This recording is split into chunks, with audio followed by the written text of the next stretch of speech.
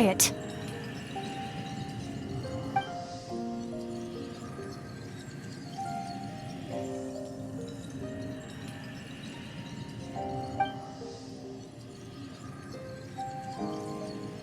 Do you even remember how many of us perished in that fire?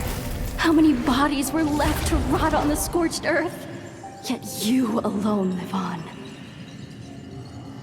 Keep your gaze fixed on your blade. You don't deserve to rest. Run, Skirk. Run! Only death awaits us here. Keep running, and don't ever look back.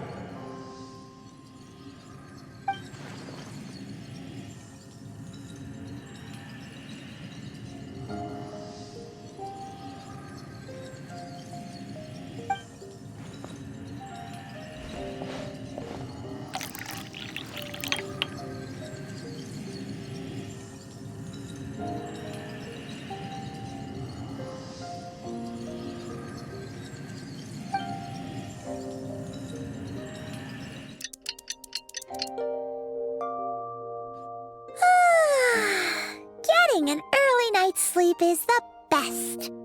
That bed was so comfy. Wait, Skirk? Have you been sitting out here the whole night? The bed's all yours if you want it.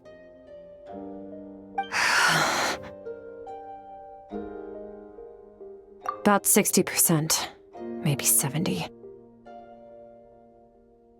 Whew! Paimon thought it would take at least a couple of days. That was fast.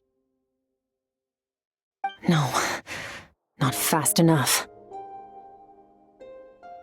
That's 20% less than last time. Same training regimen, same intensity. Nothing felt different, but somehow the outcome fell short.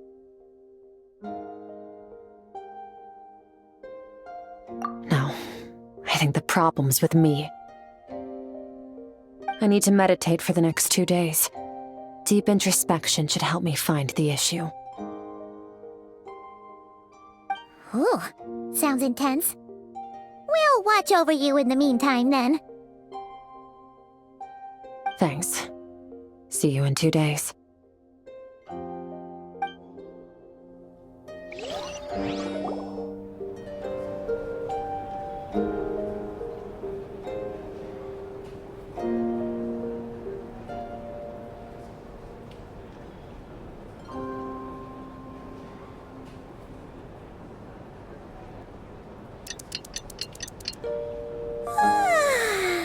Morning! Skirk is still meditating, huh? It's been 2 days already. Shouldn't she be awake by now?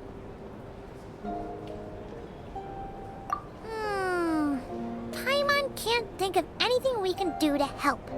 Oh, wait! Breakfast! That's it! Paimon will go get breakfast! Skirk is gonna be starving when she wakes up. Be right back.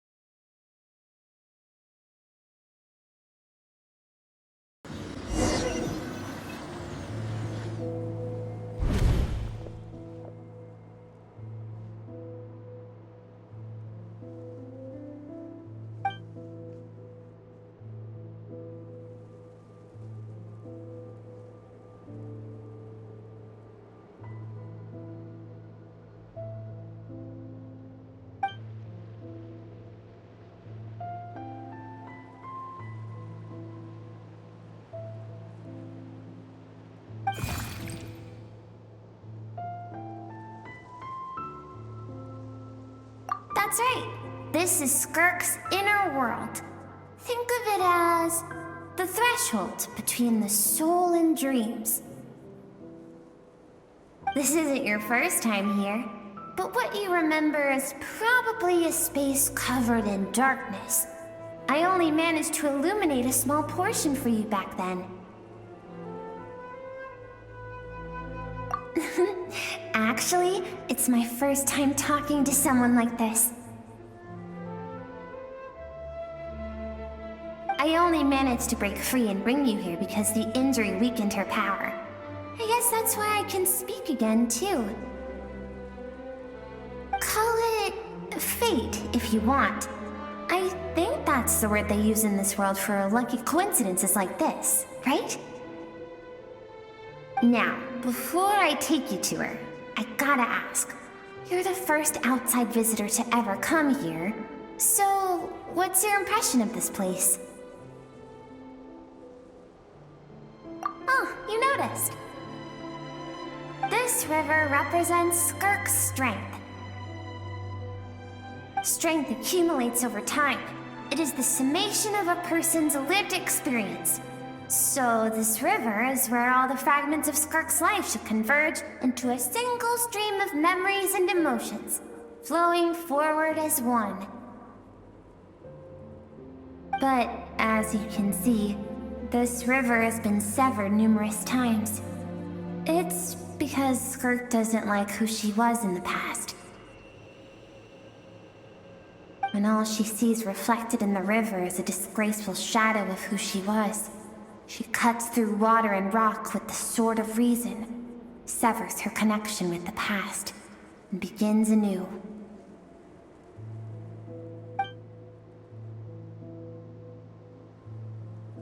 You must learn to shut out all the pointless emotion.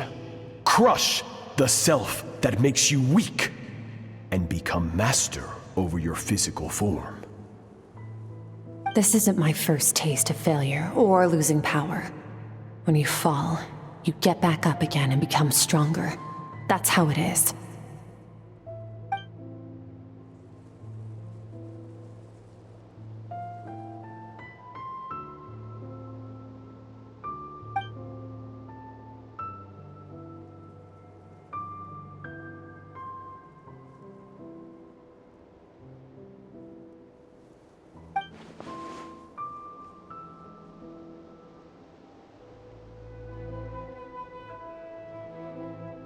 The answer to one mystery invites another question, I see.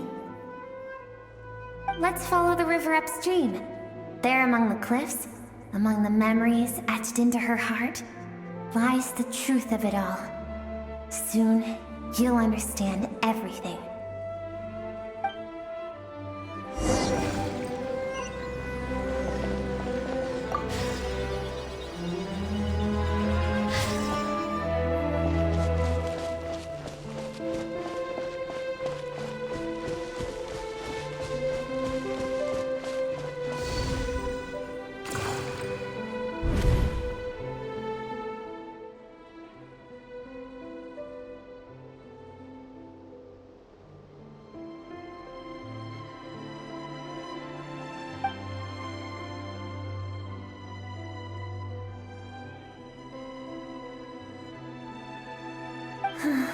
I've always thought that, even when falling leaves don't come from the same tree, they can still form bonds of kinship when they meet.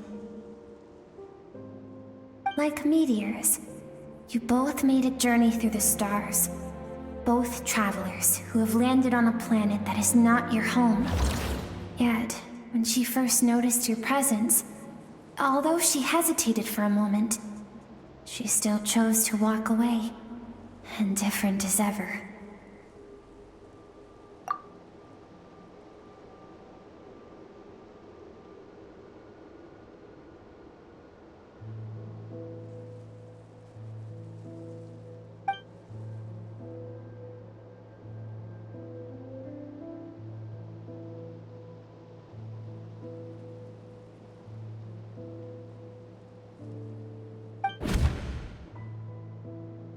Seems like you've answered your own question. Skirk sees herself as a trespasser in this world. She's made a conscious choice to avoid altering its path. But the reason for that decision stems from events much earlier on in her life. Let's keep going. It's still a long way to the source of the river.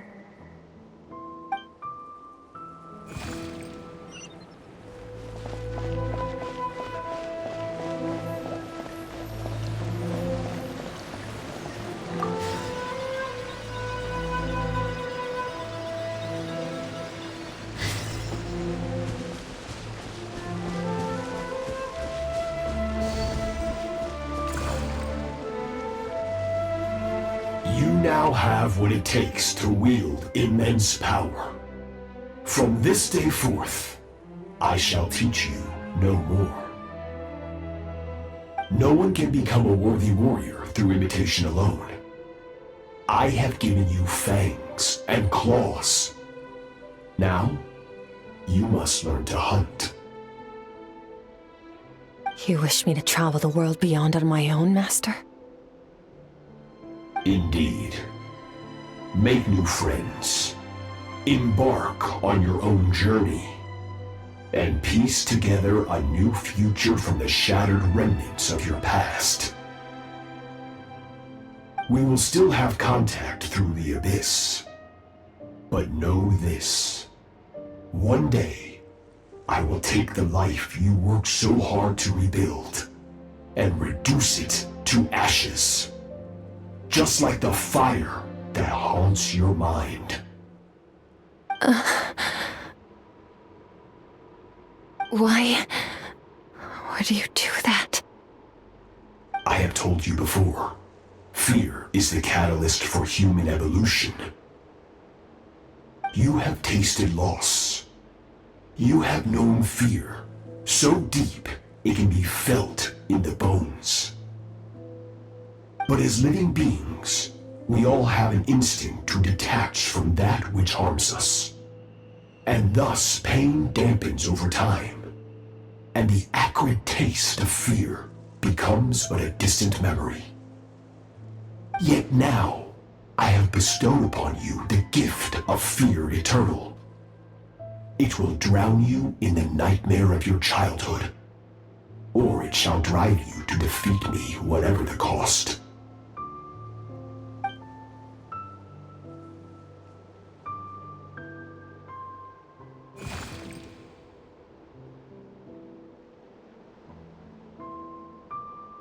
That is what Skirk's master, the foul Sertologi, looked like at one point in time.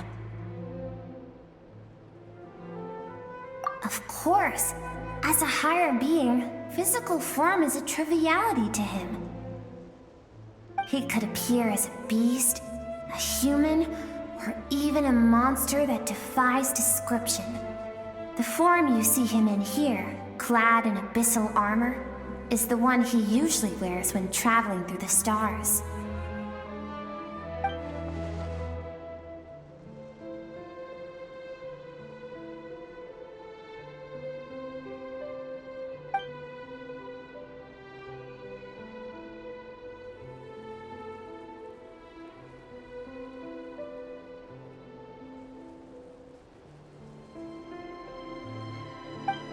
For certain reasons, I need to bridge the power gap between me and my master as quickly as possible. But first, I need to understand the source of his strength. To do that, I need to follow in his footsteps, walk the path he once walked, and somewhere along the way, I'll find out how to defeat him. That is my sole focus and purpose.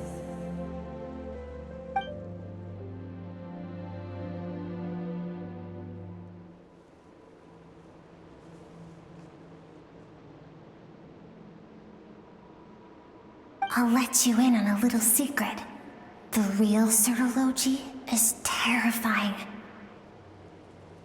The scope of his power is impossible to understand until you experience it firsthand. It is absolute, the power to crush all things. Shall we keep going? Let's see. We're about halfway there.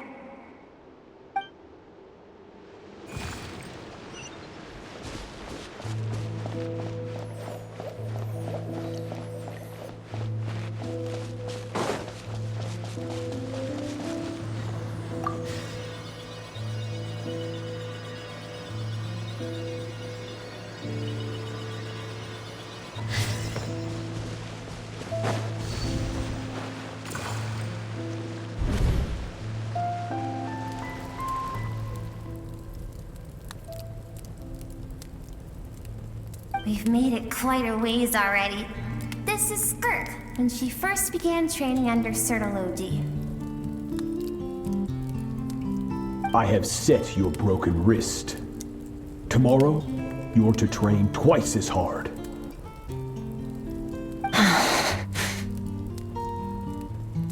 No tears this time. Good. Attempting to garner sympathy through tears is a habit of the weak. A pitiful, useless ploy. Can I ask a question, Master? Why did you save me? I keep thinking, maybe it would be better if I had died. I wouldn't be haunted by that fire all the time. I wouldn't have to go on like this. I saved you because I have a plan for you. It has been too long since I fought a battle that demanded my full strength, and I hunger for it. Every so-called genius and prodigy I have faced has crumbled like sand underfoot. Before me, even fate bends the knee. So, I will teach you everything I know, train you by whatever means necessary, in the hope that one day, you might surprise me. But I don't want to draw my sword against you, Master. What you want matters little. Among the boundless sea of stars, the cries of the weak are but faint murmurs that disappear into the void.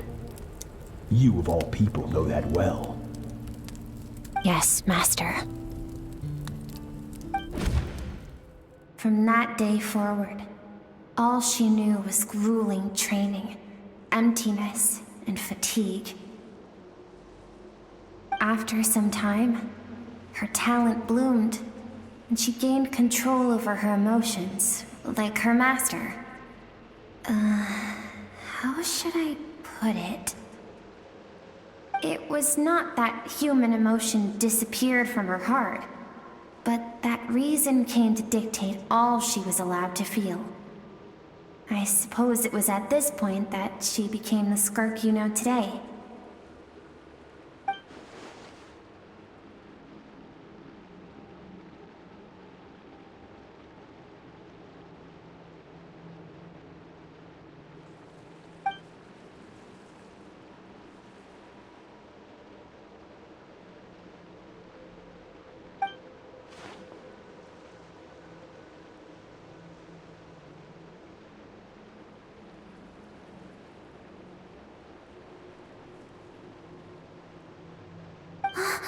We're nearly there.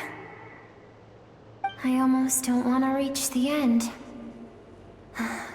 Well, shall we?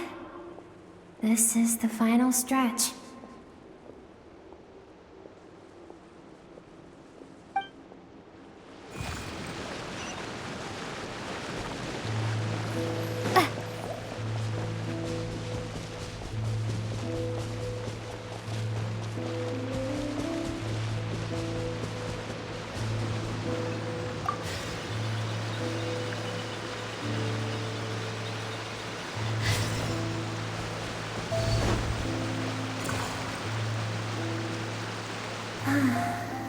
These are Skirk's happiest memories.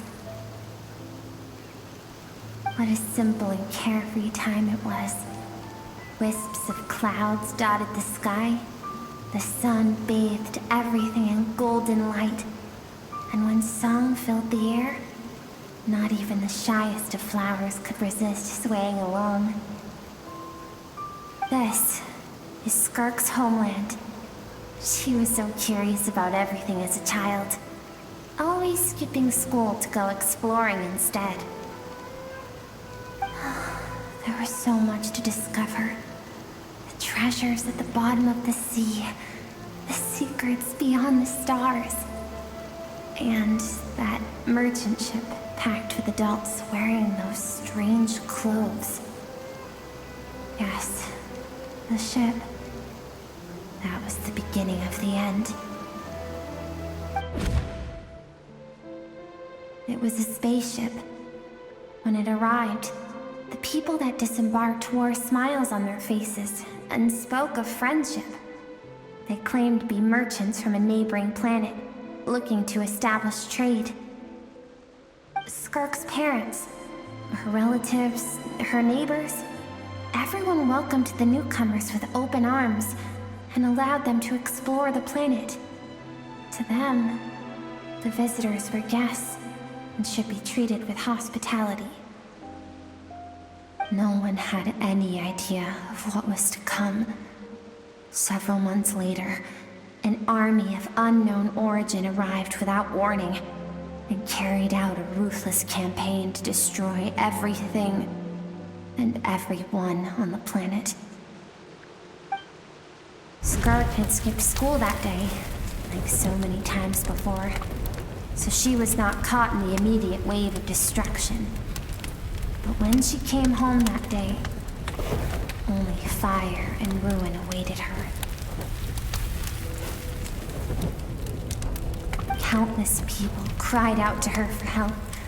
People she knew and loved. Friends and relatives. The little girl who lived next door. The shop owner with the bad leg. The bad-tempered teacher she had made fun of just that morning. Their lives were discarded like worthless trash as the fire consumed one life after another. Skirk was helpless. All she could do was run. And so she did. She kept running until an unexpected figure crossed her path. If Sertology hadn't been there in that moment, the fire would have claimed her life too. And there she would have remained, left to rot in the scorched earth, with no answer as to why any of this was happening.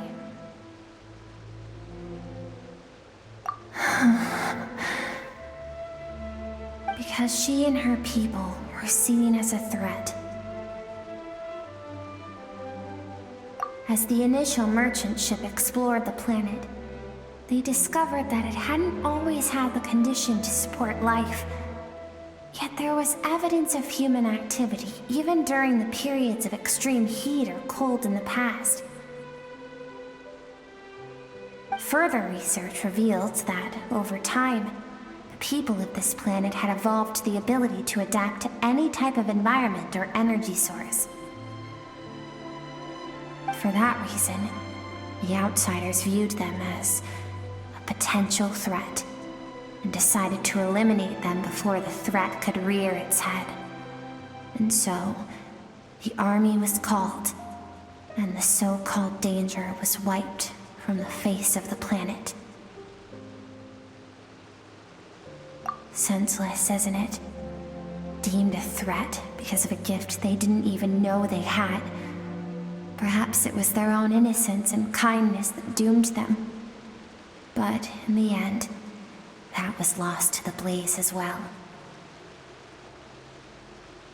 If those with power get to decide good and evil, then all you can trust in is the sword in your hand.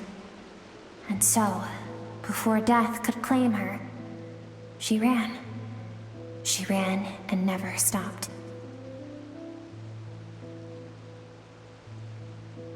No one wants to relive their most painful moments. Well, that brings us to the end of the story. This is as far as we can go.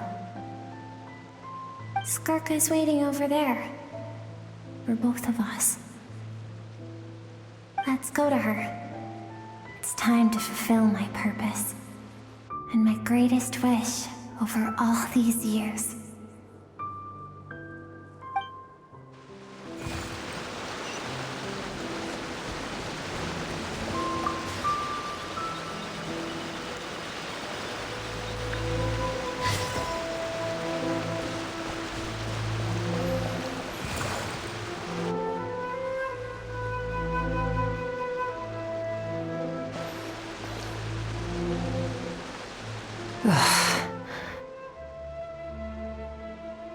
So all this, just so you could bring her here? I have things to say to you. Well, to me. I want someone to witness our reconciliation, even if it takes an argument to get there. And she is the best choice in this moment. Her suppressed emotional self. The version of herself she keeps locked in the recesses of her mind, stifled by reason. All those rejected impulses, those discarded aspects of your past selves, they are a part of me now. I am who you used to be. Someone you have refused to face for too long. So, I came to face you instead. You're wrong. I've faced you all along. And that's exactly why I keep you locked here. Your existence makes me weak. Moments of joy and longing are when we are most vulnerable. Don't forget, it was a penchant for goodness over reason that doomed our homeland in the first place. The vastness of the universe renders everything insignificant. Our feelings most of all. Even so, learning from the mistakes of the past doesn't have to mean erasing everything. Strip yourself of your so-called weaknesses, emotions like kindness and empathy, and what makes you any different from the ruthless soldiers who slaughtered our people? The difference is that I'm doing what is right, what is necessary. I allow you to exist, but with limited freedom. That is the greatest kindness I can offer. I have shouldered everything you couldn't carry. I rose above the numbness and emptiness, and it was cold, unfeeling reason that brought me this far. It made me who I am. It made me strong. That is the problem. I want to shoulder those things together. On the grand scale of the entire universe, maybe our feelings are vanishingly small, but why should that mean they don't matter? Emotion gives warmth to the cold expanse of space. It gives meaning to the world around us. Think back to those nights of gazing at the stars, those afternoons of exploring the unknown. Think back and let them grant you peace. A brief respite from the pressure you put on yourself.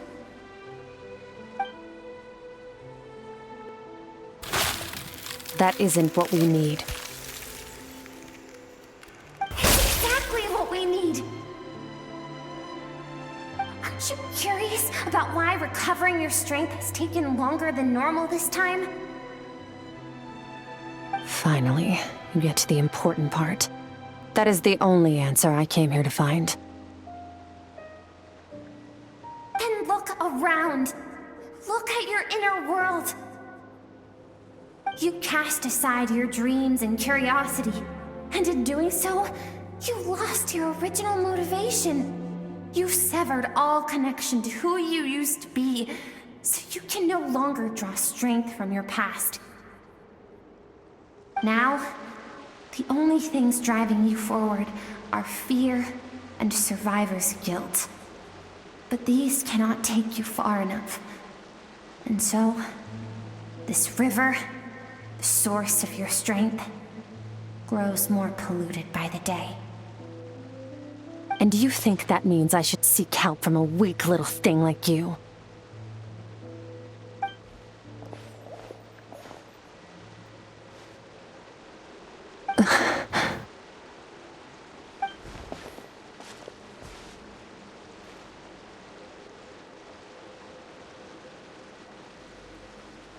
Thank you for saying that. I knew bringing you here would be the right choice. To be honest, I'm not here to argue with you. This isn't about who's right or wrong.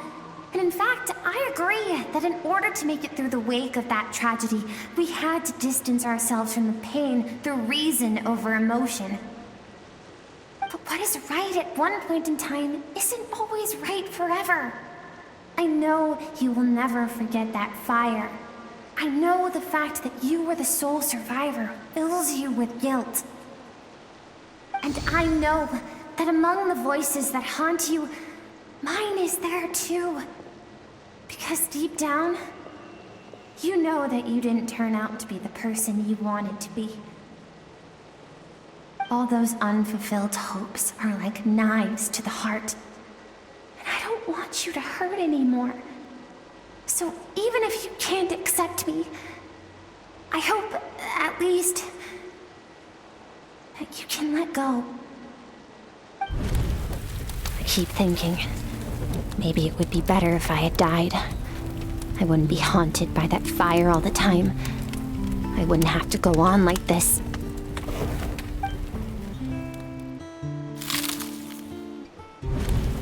Your dad and I, we're not afraid to stare death in the face, but we need you to survive.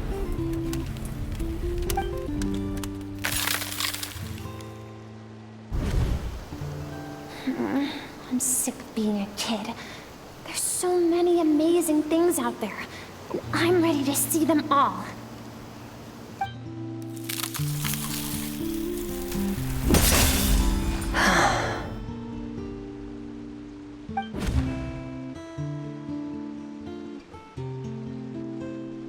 I remember. There was a song Mom and Dad always sang when we went out to fetch water. Dancing water. The sand along your path is begging for your song and movement. Will you carry this burden with you on your journey? I am not the dancing water, and you are not the burdensome sand. But if this is your wish, then I will carry you with me until the end.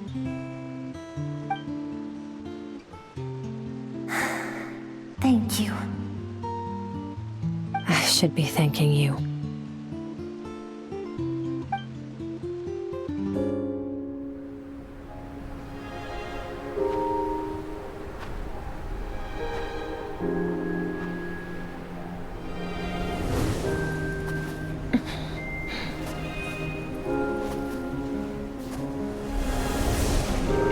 Run, Skirk, run! Remember, leave no one alive! Heed my words, Skirk. Let fear take root in your soul. Did you survive? Why was it only you? Skirk, did you become a positive light in this world?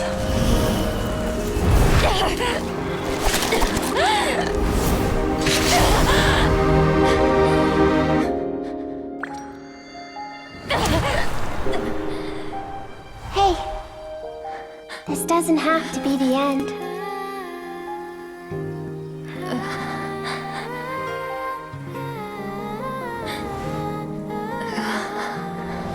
Life is a gift. Don't let darkness claim it.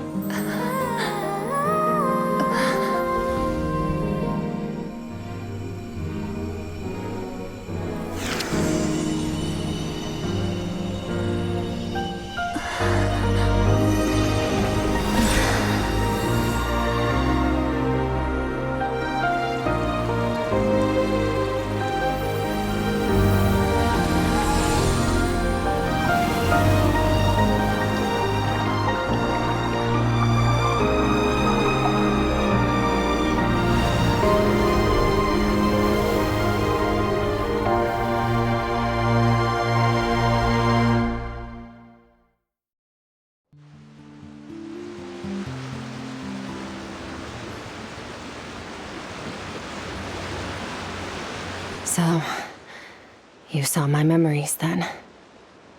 I once asked my master if survival of the strongest was the law of the universe.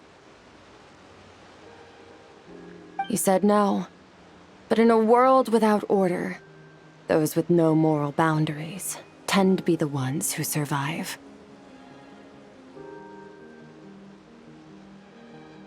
That's why, after hearing his answer, an idea came to mind.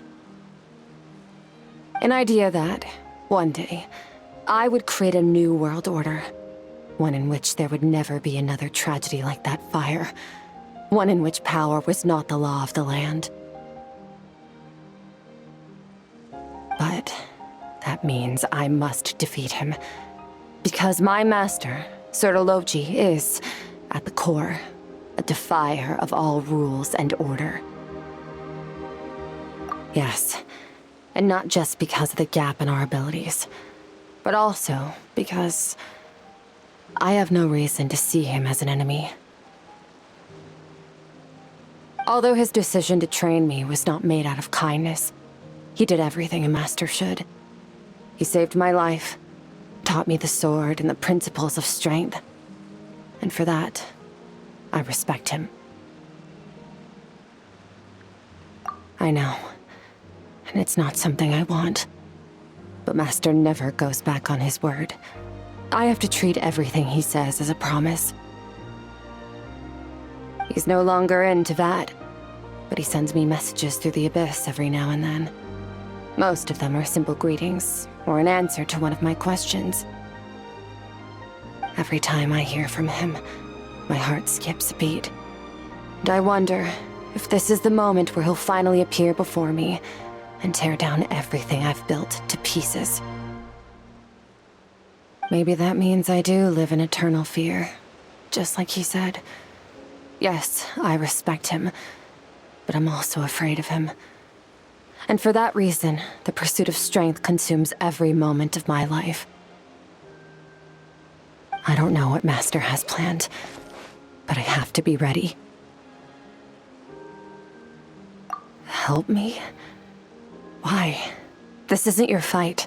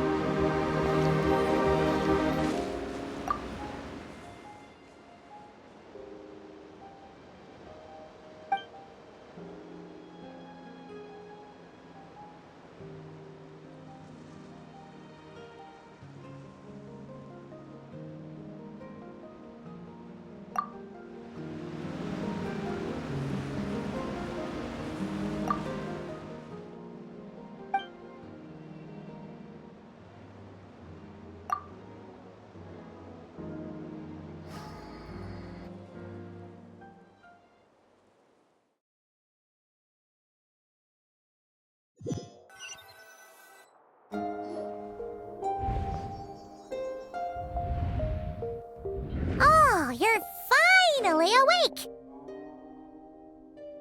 Honestly, Paimon was gone for like 2 seconds and then she comes back and finds you both unconscious? Oh, you scared Paimon half to death! You're both okay, right? What does it look like?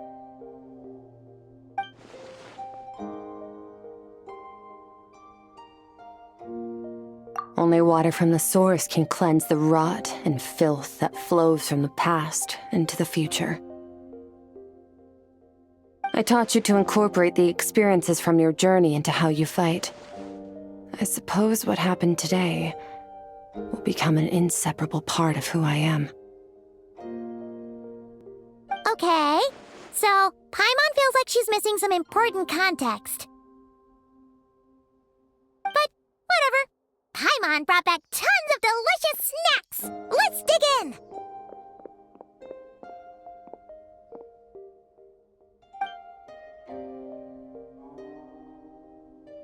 All right. It's about time we finished what we started.